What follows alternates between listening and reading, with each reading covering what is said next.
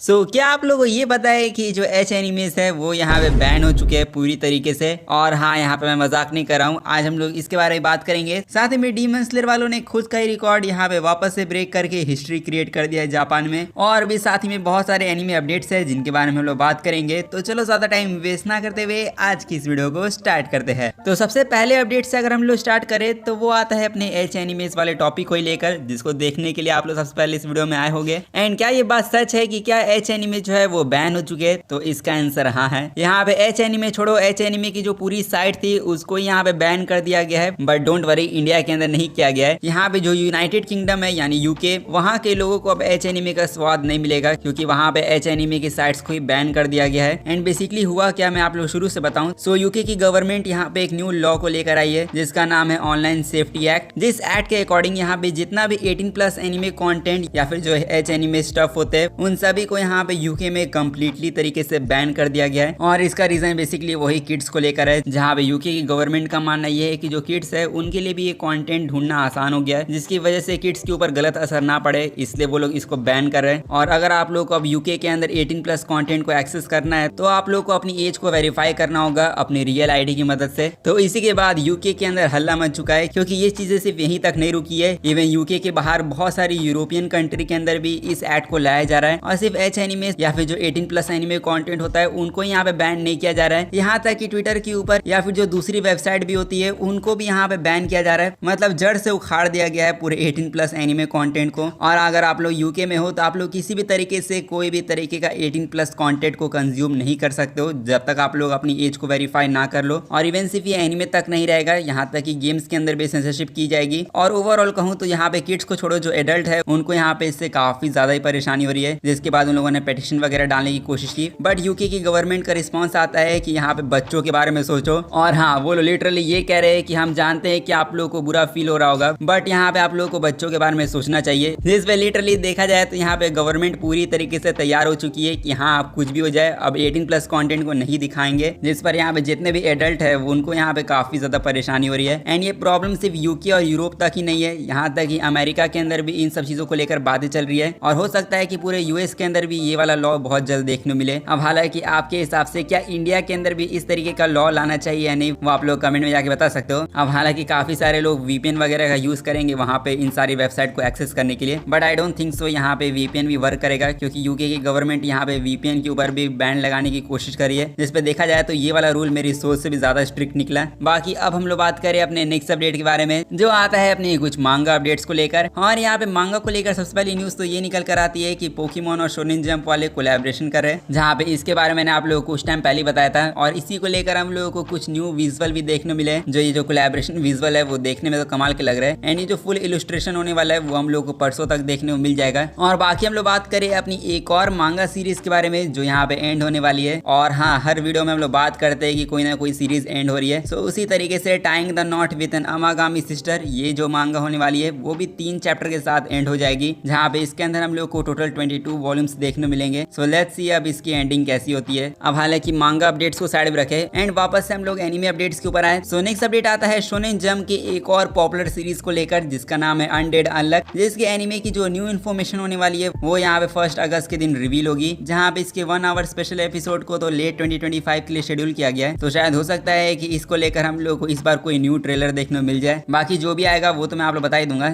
Make sure आप लोग channel को सब्सक्राइब करके रख लो। अब हालांकि इसके बाद स्टूडियो मापा भी अपनी एक न्यू एनिमे मूवी ला रहे हैं जिसका नाम है ज़ॉम्बीलैंड सागा, जिसका हमें मेन विजुअल और मेन ट्रेलर देखने मिला है। और ये जो मूवी होने वाली है वो यहाँ पे जापान के अंदर 24 अक्टूबर के दिन रिलीज होगी, जहाँ पे होप करते हैं कि मूवी हमें भी जल्द से जल्द देखने मिल जाए। एंड इसके अलावा एनीप्लेक्स और जो सोनी म्यूजिक कंपनी है वो भी यहाँ पे अपना एक न्यू एनिमे सीरीज लाने वाली है, जिसका नाम होने वाला है द साउंड ऑफ हीरोज, जो एक ओरिजिनल एनिमे होने वाला है, जिसको अनाउंस किया गया है अक्टूबर 2025 के लिए। हाँ, बेसिकली इस एनिमे के अंदर आप लोगों को म्यूजिक एक्स हीरो का कॉन्सेप्ट देखने मिलेगा, जहाँ पे हीरोज की फाइट और म्यूजिक दोनों सुनने को मिलेंगे, जिसपे ये एनिमे इंटरेस्टिंग तो लग रहा है। बाकी न्यू एनिमेस को साइड में रखते हैं और यहाँ पे हम लोग बात करें अपने कुछ एनिमे सीक्वल के बारे में। जैसे यहाँ पे मेडलिस्ट के जितने फैंस है वो सब खुश हो जाओ, क्योंकि यहाँ पे मेडलिस्ट के सीजन 2 का न्यू ट्रेलर ड्रॉप हो चुका है। एंड अगर आप लोगों ने अभी तक मेडलिस्ट के सीजन 2 का ट्रेलर नहीं देखा है तो जाके देखो, मैं डिस्क्रिप्शन के अंदर लिंक दे दूंगा। बाकी सीजन 2 आ रहा है जिसके लिए मैं खुद भी काफी ज्यादा खुश हूँ, बिकॉज ये इस साल का मेरा one of the favourite sports anime है। और इसके अलावा हम लोग को इसका एक न्यू विजुअल भी देखने मिला है, जहाँ पे विजुअल के साथ कंफर्म कंफर्म कर दिया गया है कि इस एनिमे को जनवरी 2026 से कमबैक करवाया जाएगा। अब चलो मेडलिस्ट का तो सीजन 2 आ रहा है, बट यहाँ पे अब हम लोग बात करें एक ऐसे एनिमे के बारे में जिसके सीजन 2 के लिए हम लोग कई सालों से वेट कर रहे थे। और यहाँ पे मैं बात कर रहा हूँ 86 के सीजन 2 के बारे में, जिसको लेकर काफी टाइम से लोगों का सवाल था कि इसको सीजन 2 मिलेगा भी या नहीं। तो चलो आप लोग के लिए आज एक गुड न्यूज मैं देता हूँ। सो 86 का जो सीजन 2 होने वाला है उसका प्रोडक्शन कंफर्म कर दिया गया है लीकर्स के अकॉर्डिंग। एंड देखा जाए तो 86 एक ऐसी सीरीज है जिसको लेकर काफी बार फेक लीक्स निकल कर आई है, बट इस बार जो लीक्स निकल कर आई है इस पर आप लोग ट्रस्ट कर सकते हो। और यहाँ पे एक तरह से हम लोग ये कह सकते हैं जो A1 पिक्चर्स है उन्होंने डिसाइड कर लिया है कि वो अगले कौन से एनिमे के ऊपर काम करेंगे, जहाँ पे सोलो लेवलिंग एक्सेट्रा को उन लोगों ने साइड में रखा है। और अभी उन लोगों ने डिसाइड किया है कि वो अब 86 के सीक्वल के ऊपर काम करेंगे, जहाँ पे इसकी जो ऑफिशियल अनाउंसमेंट होने वाली है वो आप लोगों को बहुत जल्द सुनने को मिलेगी। क्योंकि वैसे भी आप लोग पता होगा कि 86 का जो फाइनल आर्क है वो भी यहाँ पे नेक्स्ट मंथ से शायद स्टार्ट होने वाला है। तो यहाँ पे 86 का फाइनल आर्क स्टार्ट होगा, उसके साथ ही में हम लोग को सीजन 2 भी मिलने वाला है। सो 86 फैंस के लिए तो ये काफी बड़ी ह्यूज विन है। अब हालांकि आप लोग सवाल होगा कि इसका सीजन 2 हमें कब तक देखने को मिल सकता है, तो देखो अभी तक तो ये प्रोडक्शन में गया नहीं है ढंग से, इसलिए इस एनिमे को आने में अच्छा खासा टाइम लगेगा। मेरे हिसाब से 2027 तक जाकर आप लोग को इसका एनिमे देखने को मिलेगा, जिसके लिए ऑब्वियसली आप लोग को इंतजार करना होगा। अब हालांकि हमारे जितने भी एनिमे अपडेट्स थे वो बस ये तक थे, इसलिए अब हम लोग बात करें अपने लास्ट एनिमे के बारे में जो आता है अपना डीमन स्लेयर किमेत्सु नो याइबा, जो यहाँ पे बैक टू बैक रिकॉर्ड्स को ब्रेक करते ही जा रही है। फिर चाहे वो मूवी को लेकर हो, मांगा को लेकर हो, या फिर जो इसकी एनिमे सीरीज है वो भी यहाँ पे रिकॉर्ड ब्रेक करी है। जहाँ पे आप लोग को इसके बारे में पता नहीं है तो मैं बता दूं कि डीमन स्लेयर का जो एनिमे है वो यहाँ पे वापस से टीवी के ऊपर जापान में दिखाया जा रहा है। एंड जैसे इसको जापान में टीवी पर रीटेलीकास्ट किया गया वैसे ये एनिमे टॉप पे चला गया, जहाँ पे लास्ट वीक जापान में demon slayer Hashira training arc की जो सीरीज थी वो यहाँ पे टॉप पे रैंक कर रही थी फूजी टीवी पर। एंड ये जापान की टीवी का मोस्ट वॉच एनिमे बन गया लास्ट वीक में, जिसपे देख लगता है कि डीमन स्लेयर की जो हाइप है वो यहाँ पे इंसेन लेवल पर है। और वही हाइप हम लोगों को थिएटर में भी देखने मिल रही है, क्योंकि डीमन स्लेयर की मूवी को अब 10 दिन हो चुके रिलीज हुए और 10 दिन के अंदर इस मूवी ने यहाँ पे 12.8 बिलियन येन की अर्निंग कर ली है। जहाँ पे ये भी कोई छोटा मोटा नंबर नहीं है, यहाँ पे ये भी काफी इंसेन लेवल पर इसकी अर्निंग हो रही है। जहाँ पे देखा जाए तो ये भी काफी ज्यादा इंसेन है, क्योंकि इतने बड़े नंबर के साथ ये जो मूवी है वो पहली ऐसी मूवी बन चुकी है जापान की हिस्ट्री में जिसने यहाँ पे 10 बिलियन येन की अर्निंग इतनी जल्दी की हो। एंड इसी के साथ यहाँ पे डीमन स्लेयर वाले हिस्ट्री क्रिएट करते जा रहे हैं, जहाँ पे इस कलेक्शन को अगर आप लोग बाकी एनिमे मूवी से कंपेयर करोगे तो आप लोग देख सकते हो कि कितना बड़ा ह्यूज नंबर का डिफरेंस है। और डीमन स्लेयर यहाँ पे रिकॉर्ड्स पे रिकॉर्ड ब्रेक करते जा रही है। और मैं होप करूंगा कि ये मूवी जल्द से जल्द इंडिया में रिलीज हो जाए, ताकि हम लोग देख पाए कि ये मूवी इंडिया में कितने रिकॉर्ड्स ब्रेक करेगी। अब हालांकि इसके अलावा यहाँ पे मैं एक और अपडेट के बारे में आप लोग बताना चाहूंगा। सो जितने भी बनी गर्ल सेंपाई एनिमे के फैंस है उनके लिए यहाँ पे एक अच्छी न्यूज है, स्पेशली अगर आप लोग इंग्लिश डब में एनिमे देखते हो, या फिर अगर आप लोग बनी गर्ल सेंपाई सीजन 2 के इंग्लिश डब का वेट कर रहे थे। सो मैं बता दूं कि सीजन 2 का एपिसोड 1 अब इंग्लिश डब के साथ स्ट्रीम हो रहा है क्रंचीरोल पर, और अब हर वीक आप लोगों को इसके इंग्लिश डब के एपिसोड देखने मिलेंगे, जिसको देखकर आप लोग एंजॉय कर सकते हो। और इसी के साथ यहाँ पे आज की इस वीडियो को हम लोग यहीं पर एंड करते हैं। सो अगर आप लोग इस वीडियो में यहाँ तक पहुंच चुके हो तो जाके वीडियो को लाइक कर दो, चैनल को सब्सक्राइब नहीं किया तो सब्सक्राइब भी कर लेना। मैं मिलूंगा आप लोगों से नेक्स्ट वीडियो में, तब तक के लिए सायोनारा एंड पीस आउट।